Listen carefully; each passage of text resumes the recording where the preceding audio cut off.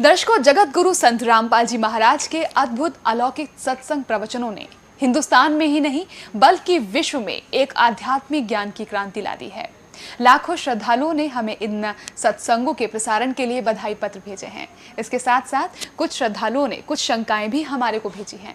हमने उन सब श्रद्धालुओं की शंकाओं के निवारण के लिए संत रामपाल जी महाराज से भेंट की तथा महाराज जी से उन सभी शंकाओं का निवारण जाना, जिसकी जिज्ञासा हमारे दर्शकों में बनी हुई है।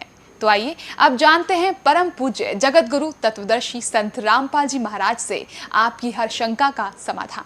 महाराज जी, तत्वदर्शी संत की क्या पहचान है, कृपया प्रमाण सहित बताइए। तथा गीता अध्याय 18 के श्लोक 62 में गीता ज्ञानदाता अपने से अन्य परमेश्वर की शरण में जाने को कहता है, वह परमेश्वर कौन है? गीता ज्ञानदाता अपनी स्थिति बताता है दूसरे अध्याय के 12वें श्लोक में, 10वें अध्याय के दूसरे श्लोक में, चौथे अध्याय के 5 और 9 श्लोक में कि अर्जुन तेरे और मेरे बहुत जन्म हो चुके हैं और आगे भी होंगे। ये ना समझना तू नहीं जानता मैं जानता हूं। इसलिए उसने कहा कि 18वें अध्याय के 62वें श्लोक में कि तू सर्वभाव से उस परमेश्वर की शरण में जा, उसकी कृपा से तू परम शांति को और सनातन परम धाम को प्राप्त होगा। अब आपको फिर लाते हैं 15वें अध्याय के 16 और 17 दो श्लोकों पर, देखिएगा। यह है अध्याय नंबर 15 का। अब श्लोक नंबर हम 16। दिवौ इमौ पुरुषौ लोके सर्च अक्षर एव च सर सर्वाणी भूतानि कुटस्थ अक्षर उच्यते। इन्हीं का अनुवाद पढ़ लेते हैं। 15वां अध्याय। इस संसार में नासवान सर्वनासवान अक्षर अविनाशी दो प्रकार के पुरुष माने परमात्मा, प्रभु, ब्रह्म दो कहे। और संपूर्ण प्राणियों के शरीर ना तो नासवान है, जीवात्मा अविनाशी कही जाती है। फिर ये 70 में तुरंत कहा कि उत्तम पुरुष है तू अन्य, वो श्रेष्ठ भगवान तो इन दोनों से कोई और है। और परमात्मा इसी उदाहरत जिसको भगवान कहा जाता है। ये लोग त्रयमावी से विभर्ती जो तीनों लोकों में प्रवेश करके सबका धारण पोषण करता है, वो अविनाशी परमात्मा है। इन्हीं का अनुवाद। उत्तम पुरुष श्रेष्ठ भगवान तो कोई इनसे दोनों से अन्य है जो तीनों लोकों में प्रवेश करके और सबका धारण पोषण करता है, अविनाशी परमेश्वर परमात्मा इस प्रकार कहा गया है। अब ये है वो जड़ संसार रूपी वृक्ष की परवरिश कहाँ से होती है, किससे आहार होता है, कौन पालन करता है? संसार रूपी वृक्ष की जो जड़ है ये परम अक्षर ब्रह्म है। इससे ये तीनों लोकों में प्रवेश करके और सबका धारण पोषण करने वाला ये परम अक्षर ब्रह्म है, ये पूर्ण परमात्मा है, वो जो इन दोनों से सरपुरुष और अक्षर पुरुष से अन्य है। अब ये है तीनों लोकों में प्रवेश करके सबका धारण पोषण करने वाला ये परमात्मा। अब हम आपको थोड़ा सा इन भगवानों का जो अक्षेत्र दिखाएंगे कि ये कितने प्रभु हैं। जैसे एक ब्रह्मांड होता है, एक ब्रह्मांड में कौन कौन सी स्थिति है वो देखिएगा। ये एक ब्रह्मांड का लघु चित्र है। इस ब्रह्मांड का अंडे जैसी शकल है, अंडे आकार है, अंड आकार है। ये देखिए ऐसा है यहाँ तक। ये इसको अंड भी कहते हैं, इसको ब्रह्मांड भी कहते हैं। और इस ब्रह्मांड के अंदर जो व्यवस्था है वो हमारे शरीर के अंदर हम देख सकते हैं जब हम हमारे इन चैनलों को, कमलों को ऑन कर लेंगे मंत्रों की साधना करके। तो इसलिए इसको पिंड, शरीर को पिंड कहते हैं।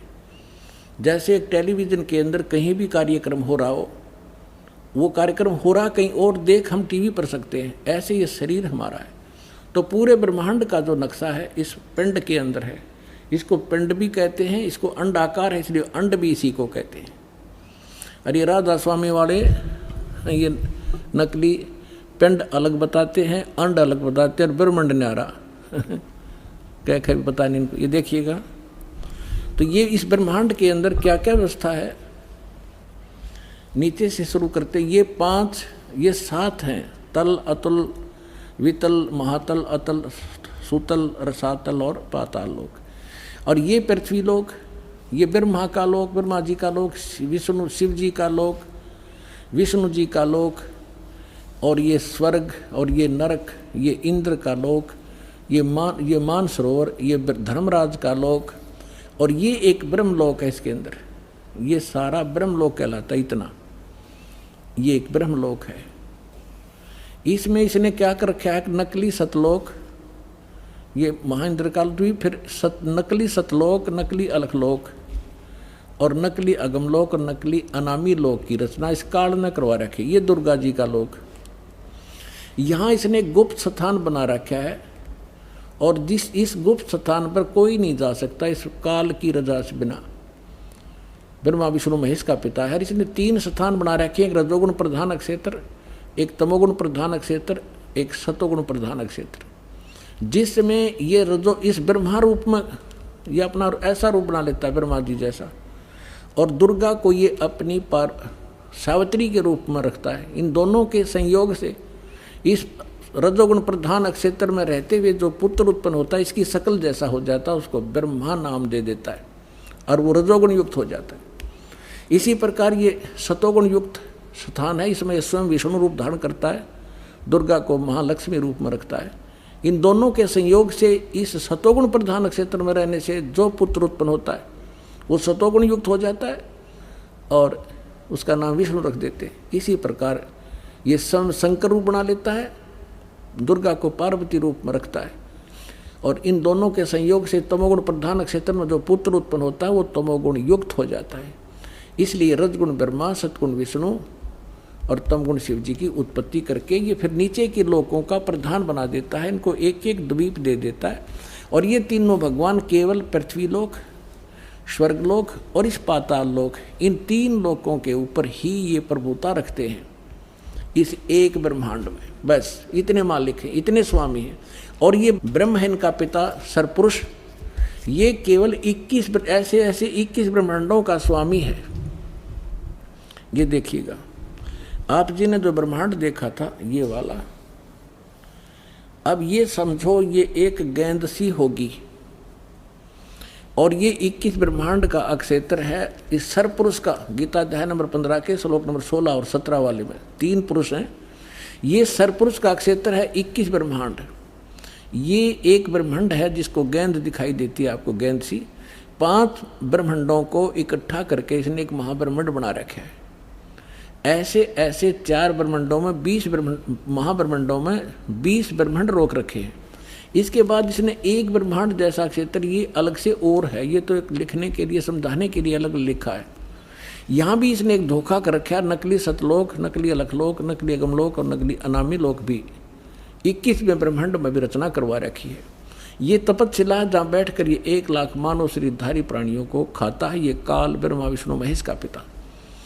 और यहाँ से फिर आगे निकल जाते हैं, परब्रह्म का लोक में जाना होता है। अब देखिएगा, इसके बैक में कंप्लीट देखेंगे। अब ये है कंप्लीट सभी ब्रह्मांडों का, असंख्य ब्रह्मांडों का चित्र एक समझने के लिए। अब जो आपने देखे थे वो 21 ब्रह्मांड, अब ये है 21 ब्रह्मांड। ये सरपुरुष का है क्षेत्र है, सरपुरुष का, बस इतना, ये इतना। और इसके बाद ये है परब्रह्म कहो, इसको अक्षर पुरुष कहो। इसे नेक्स्ट ब्रह्म जो है ये 7 संख्य ब्रह्मांड, इससे कई गुना बड़ा है। ये इस अक्षर पुरुष का केवल इतना ही अक्षेत्र है 7 संख्य ब्रह्मांड का, और ये है वो परम अक्षर ब्रह्म, असंख्य ब्रह्मांड का स्वामी। ये असंख्य, ये छोटे छोटे दिखे सारे ब्रह्मांड हैं, सारे अलग अलग से। ये तो थोड़ा सा क्षेत्र इन दोनों का, और इस पूर्ण परमात्मा का असंख्य, इंक्लूडिंग दिस ब्रह्म एंड पर ब्रह्म, सरपुरुष और अक्षर पुरुष इंक्लूडिंग ये परमात्मा सब के ऊपर ओवरऑल कंट्रोलर, कुल का मालिक है। ये है वो परम अक्षर ब्रह्म। गीता अध्याय नंबर 8 के श्लोक नंबर 1 में अर्जुन ने प्रश्न किया कि हे भगवान, आपने गीता अध्याय नंबर 7 के श्लोक नंबर 29 में कहा है कि जो व्यक्ति जरा और मरण से छूटने का प्रयत्न ही कर रहे हैं, इस संसार की किसी वस्तु की इच्छा नहीं रखते, वो तत्ब्रह्म को और सारे दातम को और सभी कर्मों से परिचित हैं, वही व्यक्ति यहाँ से जरा और मरण, जरा माने वृद्ध अवस्था का दुख, कहर, बुढ़ापे का, और मरण माने मृत्यु, इन दोनों दुखों से बचने का जो प्रयत्न कर रहे हैं वो उस तत्ब्रह्म से परिचित है। तत्ब्रह्म कौन? अभी आपको बताया था। अब देखिएगा गीता अध्याय नंबर 7 के 29 को पढ़ते हैं। ये देखिए श्रीमद् भगवद गीता अध्याय नंबर 7 का और श्लोक नंबर 29 यहाँ पर है। हम संस्कृत पढ़ेंगे, आराम से समझ लेंगे। जरा मरण मोक्षाय, जरा माने वृद्धावस्था, मरण माने मृत्यु, मोक्ष माने छुटकारे के लिए, माम आश्रित यतन्ति ये ते ब्रह्म तत्विदु कर्षणम अध्यात्म कर्म च अखिलम। इसका अर्थ बनता है कि मेरे इस ज्ञान को आश्रय कर लेगा जो मैंने ज्ञान दिया है कि अर्जुन तत्वदर्शी संत की खोज कर ले उस परमात्मा को समझने के लिए, जहाँ जाने के बाद फिर लौटकर कभी जन्म मृत्यु नहीं होगी, इस परम शांति प्राप्त होगी। जो मेरे इस ज्ञान को आश्रित कर लेता है और जो केवल जरा और मरण से छूटने का जो प्रयत्न कर रहे हैं वो तत्ब्रह्म से परिचित हो चुके हैं और सारे दातम ज्ञान से और सभी कर्मों से परिचित हैं। केवल वही उस जरा और मरण से छूटने के लिए प्रयत्नशील हैं, संसार की किसी वस्तु की इच्छा नहीं रखते। तब 8वें अध्याय के प्रथम मंत्र में अर्जुन ने पूछा फिर किम तत्ब्रह्म, वो तत्ब्रह्म क्या है? 8वें अध्याय के 3रे श्लोक में गीता ज्ञानदाता ने कहा वो परम अक्षर ब्रह्म है। एक सरब्रह्म, 21 ब्रह्मांड का स्वामी, इसको सरपुरुष कहो, सरब्रह्म कहो। फिर अक्षर ब्रह्म, उसको अक्षर पुरुष कहो, अक्षर ब्रह्म कहो, वो 7 संग ब्रह्मांड का स्वामी, अभी आपको दिखा था। और वो उत्तम पुरुषत्व अन्य परमात्मा इति उदाहरते 15वें अध्याय के 17वें श्लोक में, या गीता अध्याय नंबर 8 के श्लोक नंबर 3 में कहा कि वो परम अक्षर ब्रह्म है। अब गीता ज्ञानदाता कहता है मेरी साधना करेगा तो मुझे प्राप्त होगा, जन्म मृत्यु तेरी भी रहेगी मेरी भी रहेगी।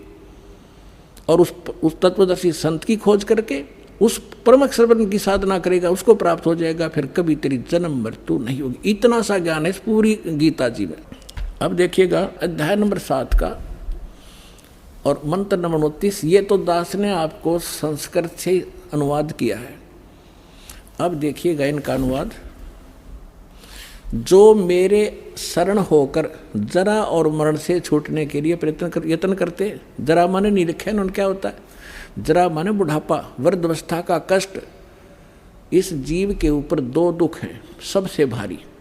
एक तो वृद्धावस्था, सारे अंग शिथिल हो जाते हैं, सब रोग घेर लेते हैं।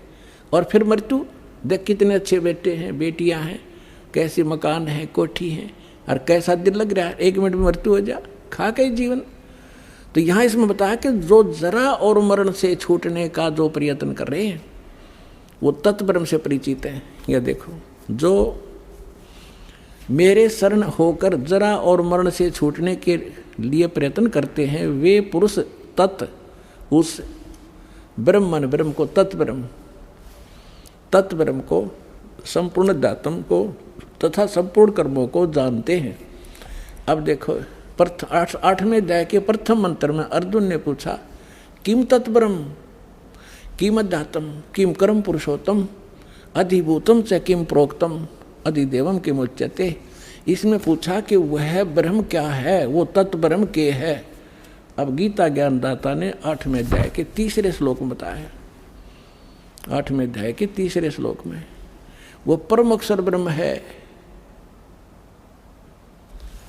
अपने आत्मा इतना गजब का ज्ञान इस अनमोल ग्रंथ में, अमर ग्रंथ में, गीता जी में। और ये नकली श्री कृष्ण जी ने सुप्रीम पावर बताते, श्री कृष्ण जी का था कि इसमें रोल्ला को ना गीता में की तो पूजा की विधि भी नहीं है, उसका कोई जिक्र भी नहीं है, सिर्फ 3 गुण बता दिए, रजगुण ब्रह्मा, सतगुण विष्णु, तमगुण शिव जी।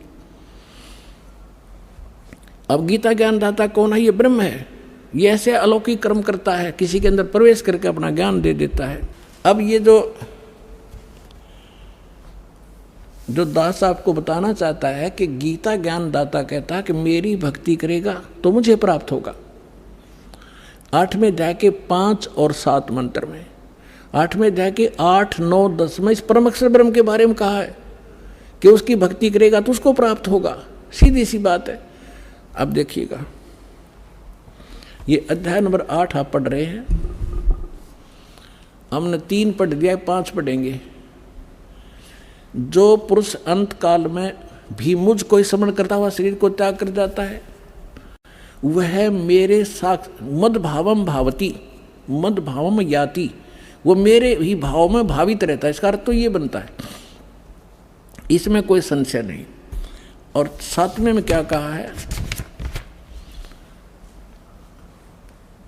अब 7वें में कहा है कि इसलिए हे अर्जुन, सब समय में मेरा स्मरण कर और युद्ध भी कर, मुझ में अर्पण किए हुए मन बुद्धि युक्त होकर निसंदेह मुझको ही प्राप्त होगा। अब देखो, गीता ज्ञान दाता कह रहा है कि यदि तू मेरी भक्ति करेगा तो युद्ध करना पड़ेगा तेरे को, यहाँ परम शांति नहीं हो सकती, क्योंकि जहाँ युद्ध है वहाँ शांति कैसे? और युद्ध में भी स्मरण जरूरी। तो इसलिए जो हठ योग किए करते हैं, जंगल में बाहर वन में चले जाते हैं, या 2.5 घंटे सुबह 2.5 घंटे शाम को हठ योग करते हैं, ये गीता और वेदों विरुद्ध है और सच्चिदानंद घनब्रह्म की वाणी के विरुद्ध है। सच्चिदानंद घनब्रह्म की वाणी में उस तत्व ज्ञान में लिखा है, नाम उठत नाम बैठत नाम सोवत जागवे, नाम खाते नाम पीते नाम सेती लागवे। यही गीता में लिखा है कि तू युद्ध भी कर, मेरा स्मरण भी कर, और इसका स्मरण करते हुए अंतिम सांस तक तू मेरा स्मरण करता हुआ शरीर छोड़कर जाएगा तो मुझे प्राप्त होगा। अपना मंत्र क्या बताता है देखिएगा, गीता अध्याय नंबर 8 के श्लोक नंबर अब 13 में गीता ज्ञानदाता कहता है, ओम इति एकाक्षरम ब्रह्म व्यवहारण माम अनुसमरण, ये प्रयाति तजंदेहम सयाति परमाम गतिम। मुझ ब्रह्म का, माम ब्रह्म, मुझ ब्रह्म का केवल ये ओम, यह एक अक्षर है, नथिंग एल्स। ये ओम अक्षर है, ये ओम, ओम, ये एक ओम अक्षर है। और सुमन करके, उच्चारण करके सुमन करने का, और यह प्रयाति तजंदेहम, जो इसका सिमरण करता हुआ शरीर छोड़कर जाता, सयाति परमाम गतिम, वो इस ओम से मिलने वाली परम गति को प्राप्त करेगा, परम गति को। अब ओम से मिलने वाली परम गति कौन सी है? ब्रह्मलोक, क्योंकि ब्रह्म का मंत्र है ओम। ओम के जाप से ब्रह्मलोक प्राप्त होगा, और ब्रह्मलोक में गए हुए प्राणी भी पुनरावृत्ति में 8वें अध्याय के 16वें श्लोक में लिखा, ये देखिएगा 8वें अध्याय के ये 16वें श्लोक में कि हे अर्जुन, ब्रह्मलोक पर्यंत भी सब लोग पुनरावृत्ति में है कि ब्रह्मलोक में गए हुए का भी जन्म मृत्यु होता है। इन्होंने इसमें आगे अनुवाद थोड़ा गलत किया है, ये फिर समझाएंगे, अब टाइम नहीं है। अब जो दास आपको समझाना चाहता है कि गीता ज्ञान दाता अपना मंत्र ओम बताता है, और अपने उससे मिलने वाली परम गति क्या है? ब्रह्मलोक। ब्रह्मलोक में गए हुए फिर जन्म मृत्यु में आते हैं, और अपनी स्थिति बताता है दूसरे अध्याय के 12वें श्लोक में, 10वें अध्याय के दूसरे श्लोक में, चौथे अध्याय के 5 और 9 श्लोक में, कि अर्जुन तेरे और मेरे बहुत जन्म हो चुके हैं और आगे भी होंगे। ये ना समझना तू नहीं जानता, मैं जानता हूँ। इसलिए उसने कहा कि 18वें अध्याय के 62वें श्लोक में कि तू सर्वभाव से उस परमेश्वर की शरण में जा, उसकी कृपा से तू परम शांति को और सनातन परम धाम को प्राप्त होगा। अब उसका मंत्र कौन सा है? उस परमात्मा की भक्ति, परम अक्षर ब्रह्म की साधना करने का। ओम तत्सत, 17वें अध्याय का 23वां श्लोक, फिर से आइए, ये 17वां अध्याय श्रीमद् भगवत गीता, और ये 17वां अध्याय, 17वें का 23वां श्लोक है। ओम तत्सत इति निर्देश है ब्रह्मण है त्रिविध है समर्थ है, ब्राह्मणा तेन वेदा च यगा विहिता पुरा। ओम ओम तत् तत् सत सत, ऐसे यह 3 प्रकार का सच्चिदानंद घन ब्रह्म, उस परम अक्षर ब्रह्म का मंत्र कहा है। अब सच्चिदानंद घन ब्रह्म परम अक्षर ब्रह्म का मंत्र ओम तत्सत, उसको पाने का। ओम तो पुण्यात्मा सीधा है ब्रह्म अक्षर पुरुष का, और जो तत् है वो अक्षर पुरुष का, वो सांकेतिक कोड वर्ड दास के पास है, इस पृथ्वी विश्व में किसी के पास नहीं। और सत है ये परम अक्षर ब्रह्म का, ये भी कोड वर्ड है, सांकेतिक शब्द है। ओम और तत् जो सांकेतिक शब्द है वो दोनों मिलकर ये सतनाम बनता है, 2 अक्षर का। और जिसका भी आज तक मोक्ष हुआ उन महापुरुषों ने इस सतनाम का जाप किया है। और जो सत्य है वो सारनाम की तरफ संकेत है, वो भी कोई अन्य मंत्र है। जो भक्तों को प्राप्त हो चुके हैं उनको खूब ज्ञान है। अब 8वें अध्याय के 8, 9, 10 श्लोक, 3 श्लोकों में गीता ज्ञानदाता उस परम अक्षर ब्रह्म की साधना के लिए कहता, उसकी भक्ति करेगा उसको प्राप्त होगा, मेरी करेगा मुझे प्राप्त होगा, मुझे मेरी भक्ति करेगा जन्म मृत्यु तेरी भी रहेगी मेरी भी रहेगी, सनातन परम धाम नहीं प्राप्त हो सकता, परम शांति नहीं हो सकती, वो स्थान प्राप्त नहीं हो सकता जहाँ जाने के बाद फिर लौट कर कभी संसार बन जाते, और उसके बगैर पूर्ण मोक्ष नहीं हो सकता, परम शांति नहीं हो सकती, और ये जन्म मरण का कष्ट मिट नहीं सकता। अब देखिएगा श्रीमद् भगवत गीता 8वें अध्याय का 8, 9, 10 आपको रूबरू करते हैं। अध्याय नंबर 8 का, और यहां से शुरू करेंगे। यहां तक तो इसने अपना बता दिया है कि हे अर्जुन, 7वें तक तो कि अर्जुन, इसलिए हे अर्जुन सब समय में मेरा स्मरण कर और युद्ध भी कर,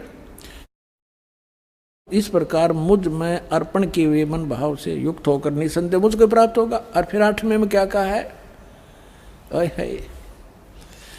अब अभ्यास योग युक्तेन चेतसा न अन्य गामिना परमं पुरुषम दिव्यम याति पार्थ अनुचिंतन। यहां देखिए, हे पार्थ, यह नियम है कि परमेश्वर के, ओहो देखो पुण्यात्माओं, डेफिनेशन ऑफ गॉड भी आज तक हमें नहीं बता सके हमारे नकली गुरु। ईश ये सरपुरुष है, ईश्वर ये अक्षर पुरुष है, और परमेश्वर इन सब से उत्तम परमेश्वर वो सच्चिदानंद घन ब्रह्म, वो परम अक्षर ब्रह्म है। अब यहाँ बता रहे हैं कि उस परमेश्वर के ध्यान, उसकी भक्ति करने से उसको प्राप्त होता है। देखिए, हे पार्थ, परमेश्वर के ध्यान के अभ्यास रूप योग से, ये नहीं अभ्यास योग युक्तेन, जो मंत्र बताए हैं उनके अभ्यास करने से, और दूसरी ओर न जाने वाले चित्त से, यानी और कोई साधना नहीं करने वाला व्यक्ति, और निरंतर चिंतन करता हुआ परम दिव्य पुरुषम, परमम दिव्यम पुरुषम, परम प्रकाश रूप नहीं, परम दिव्य पुरुष को, अर्थात उस परमेश्वर को, परम अक्षर ब्रह्म को ही प्राप्त होता है। अब देखना 9वें में क्या कहा है। ये 8वां हमने पढ़ दिया, 9वां में 8वें का 8वां पढ़ दिया, 9वां। यहाँ लिखा है कि यहाँ पर कवियम शब्द भी लिखा है, इसको अभी नहीं छेड़ेंगे, लंबा विषय बन जाएगा। जो इन्होंने इसका अर्थ कर दिया सर्वज्ञ, कवियम का अर्थ होता कबीर देव लिखना था। जो कबीर देव अनादि है, सबका नियंत्रता है, सूक्ष्म से भी अति सूक्ष्म और सबका धारण पोषण करने वाले अचिंत स्वरूप, सूर्य के सदृश नित्य चेतन आदित्य वर्णम साकार परमात्मा तेजोमय शरीर युक्त, इसका अर्थ ये बनता है। अविद्या से परे, अति परे, यानी जो इसको कोई नहीं जानता, सब उस सच्चिदानंद परमेश्वर का सेवन करता हुआ। और 10वां श्लोक 8वें अध्याय का, करता हुआ वह भक्ति युक्त पुरुष साधक अंत काल में योग बल से, योग माने साधना की शक्ति से, बिरकुटी के मध्यम में प्राणों को अच्छी प्रकार स्थापित करके फिर निश्चल मन से उस 3 मंत्र के जाप का स्मरण करता हुआ उस दिव्यम परमम पुरुषम, हो परम अक्षर ब्रह्म को, दिव्य रूप परम पुरुष को, गीता ज्ञान दाता से अन्य जो परम अक्षर ब्रह्म है उसको ही प्राप्त होता है। गीता ज्ञान दाता कहता है कि मेरी भक्ति करेगा तो मुझे प्राप्त होगा। 8वें अध्याय के 5 और 7 मंत्र में, 8वें अध्याय के 8, 9, 10 में इस परम अक्षर ब्रह्म के बारे में कहा है कि उसकी भक्ति करेगा तो उसको प्राप्त होगा। गीता ज्ञान दाता अपना मंत्र ओम बताता है और अपने उससे मिलने वाली परम गति क्या है, ब्रह्मलोक में गए हुए फिर जन्म मृत्यु में आते हैं, और अपनी स्थिति बताता है 2 अध्याय के 12वें श्लोक में, 10वें अध्याय के 2 श्लोक में, 4 अध्याय के 5 और 9 श्लोक में, कि अर्जुन तेरे और मेरे बहुत जन्म हो चुके हैं और आगे भी होंगे, ये ना समझना तू नहीं जानता मैं जानता हूं। इसलिए उसने कहा कि 18वें अध्याय के 62वें श्लोक में कि तू सर्वभाव से उस परमेश्वर की शरण में जा, उसकी कृपा से तू परम शांति को और सनातन परम धाम को प्राप्त होगा। वो परमात्मा है गीता ज्ञानदाता, अपने से अन्य परमात्मा के विषय में कह रहा है कि उसकी पूजा करनी चाहिए। और इसमें स्पष्ट कर दिया कि उसके पश्चात तत्वदर्शी संत मिलने के बाद तत्व ज्ञान के द्वारा इस अज्ञान को हटाकर काट कर उसके पश्चात परमेश्वर के उस परम पद की खोज करनी चाहिए, जहाँ जाने के बाद साधक फिर लौटकर कभी संसार में नहीं आते। अपने विषय में गीता ज्ञानदाता दूसरे अध्याय के 12वें श्लोक में 10वें अध्याय के दूसरे श्लोक में कहता, अर्जुन तेरे और मेरे बहुत जन्म हो चुके, तू नहीं जानता मैं जानता हूँ। तो इसे सिद्ध है कि यदि हम गीता ज्ञानदाता की भक्ति करेंगे तो हम फिर भी जन्म मृत्यु में रहेंगे, हमें कंप्लीट मोक्ष नहीं होगा, शाश्वत स्थान नहीं मिलेगा, हमें परम शांति नहीं हो सकती। इसलिए तत्वदर्शी संत की खोज करने को कहा है। राज आपको खोज करा करा पा गए, दास है उस तत्वदर्शी संत, आपका जचियो कद्दे फिरे।